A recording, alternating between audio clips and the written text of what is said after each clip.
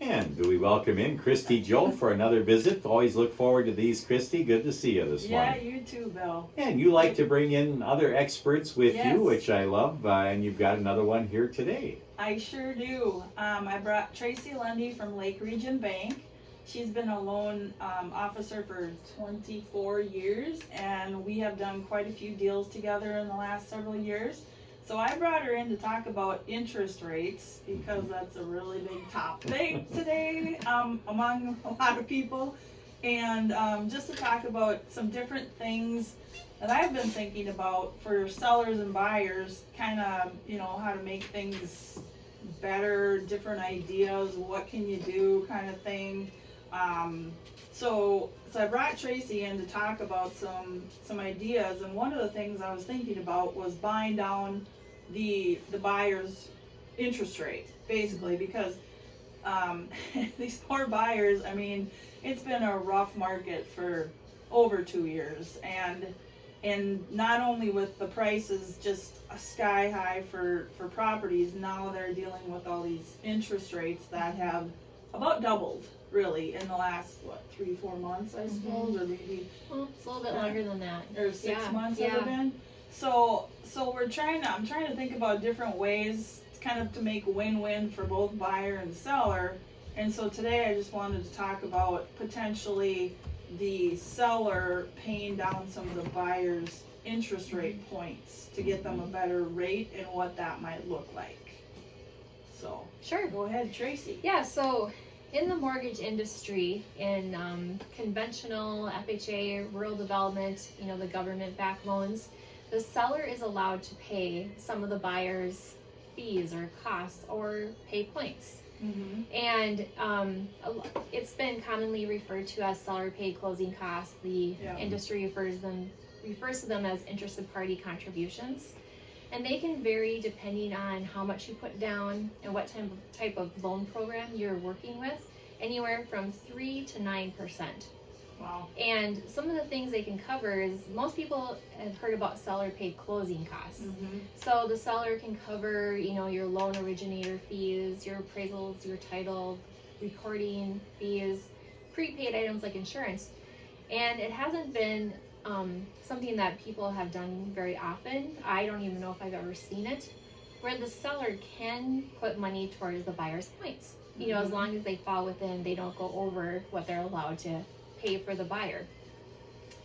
And so that is a really interesting thing now when the market is getting so competitive and the seller needs to do some things maybe to gain the advantage, or maybe to do some things to help the buyer, is they can pay points so the buyer can get a cheaper interest rate.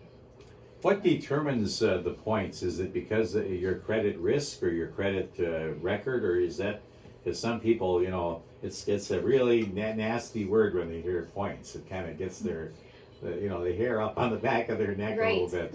Right. Oh, the thing that determines the points is just basically the market and where rates are, and the spread. So any given day, what the amount that you have to pay for points is going to be very different, depending on what the market looks like and what rates are doing. So what one day might only cost 0.5%, the next day it might cost 1% to get a certain rate. It also depends on the buyer's situation too. Right. Like everyone's situation is not one size fits all, right? Right. And Exactly. then that changes daily. So kind of what I was thinking too is just if we could talk about, Tracy, we talked a little bit ahead about an average or just kind of a situation, just to give an example. Because when I'm talking to sellers these days too about, we're seeing more price improvements now. We haven't really seen too many of those in the last 2 years, but we are seeing some of that these days now too, with the market changing. And so maybe instead of a price improvement of $5,000 or $10,000, if it works, you could offer to pay down that buyer's interest rate, and it might cost the seller a couple thousand, or $3, $4, I don't know how much, but I mean that's something really to consider, because for a buyer, if they're going to stay in that house 5 years, or the average is 8 years now, I think, it'll be well worth it because they'll save thousands of dollars themselves. So that to me is like a win-win, Right. you know, for everybody if we can make that work. Yep. I mean, if the seller, you know, some advantages to the seller paying points for the buyer was, you know, they're making their house more affordable so that more Right. people can afford their house. You know, another thing is they're reducing the risk of the deal falling through. Yep. So the people Yep. that are buying their house will have a lower debt to income ratio Mm-hmm. and a lower payment. And the other thing is, you know, they could gain a competitive edge by paying the points. Exactly. So, you know, it Yep. might work for them to their advantage to offer that. Mhm. And we were talking too that, you know, there is an amount like on, what was it, 20% down on a conventional loan that the seller could pay up to, what was the 6%? Or Yep, was if that they up put to 9? 20% down, they can pay up to 6%. If they put over 25% down, the seller can pay 9. Okay. Yep. And then even aside from that, if the buyer had some cash to pay down points, that would be separate from the seller paid closing costs. Right. Like, Yep. so you could actually pay it down more. So it's just, Right. it's just something people don't think about, you know, but now in this market, I think it might come into play. Because it's definitely a changing market. Exactly. Or I mean, it might even get you out of a situation sometime. Right. If all of a sudden somebody's not going to qualify, I mean, it's Yep. something you could do to save the To deal. save the deal, The absolutely. seller could say, okay, well, I'll pay down a few points Mhm. if you need to get your debt to income ratio down. Exactly, and I mean, nobody likes a deal to fall through because you spend, it's just not good for anybody. It's Right. not good for the buyer, not good for the seller, because when you have to put that house back on the market, it's like, oh. It's just not good. People just wonder what happened, there's kind of a stigma associated with it, and you're more than likely gonna get less. Yes. So yeah, you want to try to make those deals stay together the best you can, and this is one way that might, you know, work for Mhm. everybody. Mhm. Yep. Is there any resistance from the lender to doing this, to allowing this to happen? I mean, there's no negative impact to them, right? Nope, definitely not. Nope, it doesn't matter. All you have to do is make sure that the seller's not contributing more than they're allowed to contribute. So, Because I'm sure the lending institution wants to make the deal too. They want, Right. they want to have the customer. Everybody right, wants to see it it's happen. kind of a Yeah. win-win for people. Yeah. Yeah. Yep. So it's pretty interesting, but yeah, it was a good topic, I think, because I don't know, like I said, it's with the interest rates going up, but now today they didn't actually I go did up. not see mortgage rates go up today, which was interesting. You know, Yeah. I went in this morning after the news of the Fed projected to raise rates today, and mortgage rates did not go up. That's so awesome. that's good news. Mhm. Yep. Mm-hmm. We'll see what the days. I mean, typically I don't expect them to see them go up even in the next few days with this Fed rate hike, because typically what we see is we see the rates going up a few days before or even a week before, and we did not see that. That's so that's awesome. good news. So like a 15-30-year Mhm. amortized loan is at what now? About You know, there's a range really depending on the program, but you know, people are going to see a 30-year now anywhere from, I'd say, 5.1 all the way to 6.5. Because every program's different, every situation is different. Your credit score impacts it, the amount that you borrow, the amount that you put down. So, you know, I've had some people call me and say, hey, my borrower, or I've had a realtor call and say, hey, I have a customer getting 6.5%. Do you think that sounds out of line? And I actually say no, because that's possible depending on the program and situation. So it's a wide range. Yeah. What was the lowest do you think that people actually locked into? Oh goodness. On a 30-year, I think I saw in the low 2s, Uh-huh. 2.5. Yeah. So Yeah. yeah, so there's a lot of people out there that I think aren't going to want to sell, or they're going to think twice not because too they many. have such low rates right now. Yeah. Yeah, not too many refinances going on right now, I'm sure. Yep, But- no. And It's I think I had a 15-year at 1.875. Wow. So, yeah, somebody's sitting out there with some pretty good rates right now. That had to be an historic low. I don't ever remember anything anywhere near that. No. So. Yep. That was historic. Because I think some of these government programs, like for first-time home buyers, this is years ago, they were like 4%, when maybe the rate was closer to 6 or 7, maybe even 8.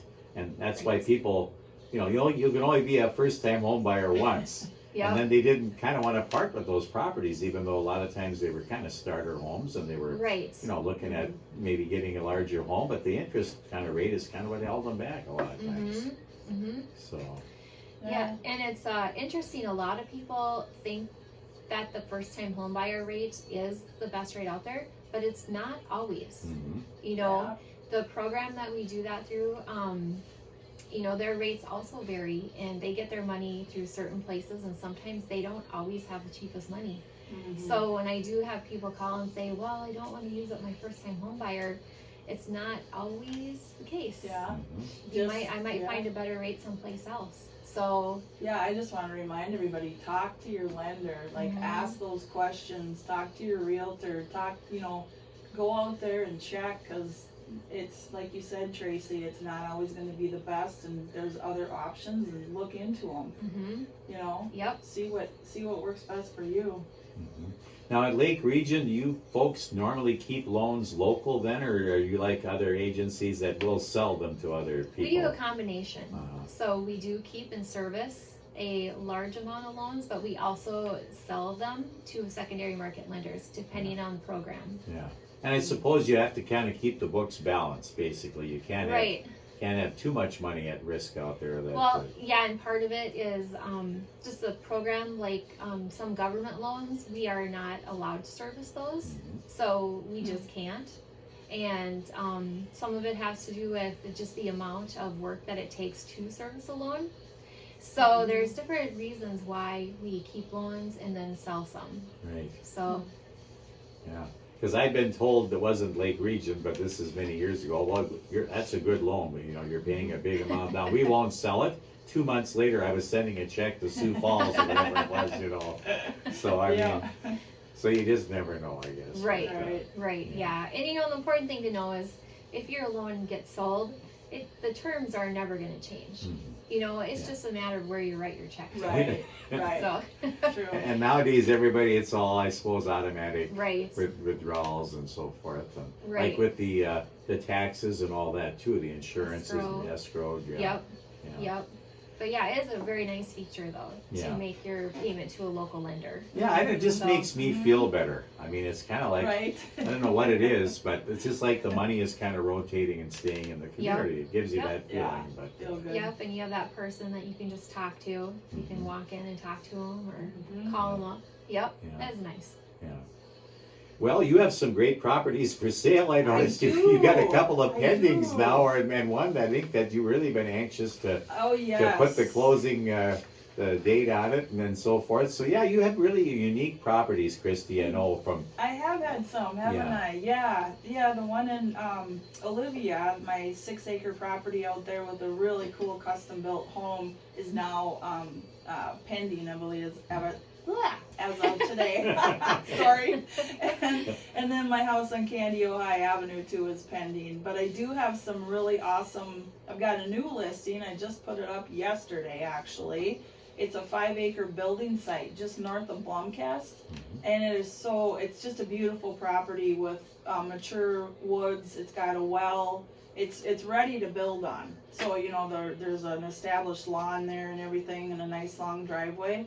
So if someone's looking for some secluded property, here you go. Just give me a call or text me about it. I can tell you more. It is online, so you search for it, you can find it. So that one just went live yesterday, guys. That's a really great opportunity. I still have, I've got that 70 acres for sale between Calhoun and Green Lake. It's all 50 some acres is tillable, but it's 70 acres of land. That is a very nice potential. You can either continue hunting it, farming it, or develop it. Develop it. I'm having issues with my voice, sorry. Then I've got one more lot on the Pulsifer edition for sale. That is the last commercial lot out there. So we got that one. I have 165 feet on Diamond Lake. Man, this is a beautiful property. It's used as a VRBO, so it's a gorgeous lake property that has been He spent hundreds of thousands on renovating it. It's absolutely gorgeous. And then I've got a nice split level home in Bruton that is a really nice property. It's got a nice fenced in backyard, so that's a great affordable home there if someone's looking for a starter home. And then I've got, sorry, I got two more here. I've got a nice little patio home in Olivia, just a rambler with a one stall garage, brick home, very affordable for that first time home buyer or retired couple that's looking for a nice little home.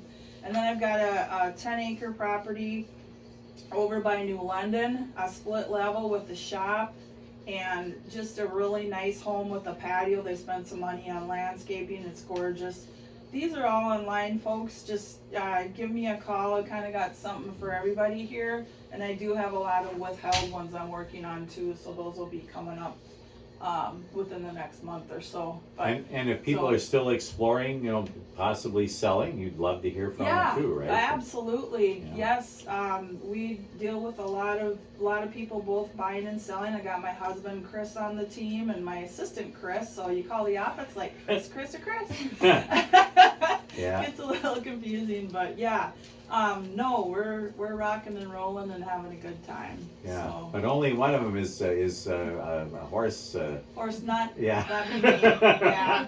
I'm actually leaving tonight for Fort Worth, Texas for a few days to go see my horse and compete down there. So not real excited about the heat, but I'm very excited to go ride my horse. Yeah. Well, we're excited to have you do it, and hopefully everything will go great, and you'll be back in a couple of weeks. Get And tossed off in the sand and hopefully stay on. no big bruises or anything. Yeah. And Tracy, if people want to reach you at the Lake Region Bank, this is kind of your specialty, hasn't it been for years? Yes. Yep. so- Like Kristi said, I've been doing this for 24 years. So I've been there, done it, and seen it all. Seen lots of changes in the market too. That's right. Yeah. Yeah. Yeah. So how do they best reach you then at Lake Region Bank? Sure, they can call the bank at 235-5900 or check our website or email me at tlundy@lakeregion.com. Okay, and now there's 3 offices of the bank, right? Right. Yep, and I'm the only mortgage loan officer. I office out of Wilmer, but I do travel if anybody would like to meet with me in New London or Sunburg. Yeah. Yeah. So how's Clark doing? Do you see him much these days, or is he off and gallivanting? Golfing. Yeah. No, I'm kidding. Nope, we see him every day. Yeah. Well, thank you, Kristi, for bringing Tracy in, Yeah. and thanks for being here, Thank Tracy. you for having me. As always, Welcome. a great topic you come up with, and this will get posted on your website or your Facebook too, Yeah, I I believe. actually have a podcast page now too. Neat. It's crazy, but technology. Anybody who's anybody has a podcast nowadays, Right. it seems like. So. Yeah. So Yeah. Cool. Yes, this is always fun. Thank you. Thanks so much for coming in, both of you. Have a great day. Yep, You thank too. you.